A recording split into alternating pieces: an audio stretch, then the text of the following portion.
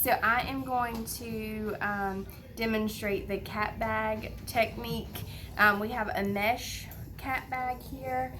This is our friend Bean, so we are going to place this on him, and he's being super affectionate this morning. So I'm going to gather here,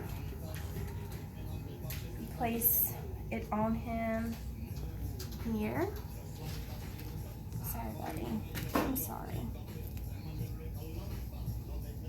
Okay. And then I'm going to secure it here with the Velcro attachments here. And then, I'm sorry, I need some of them. Okay.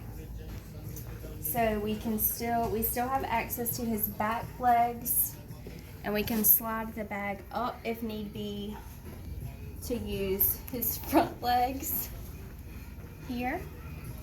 And this one is also good for bathing or administering shots. We can still listen to him, so he's tolerating this very well.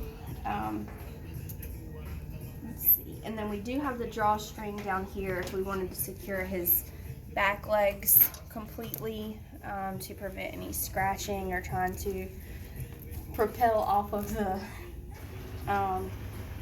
table. So that's the cat bag.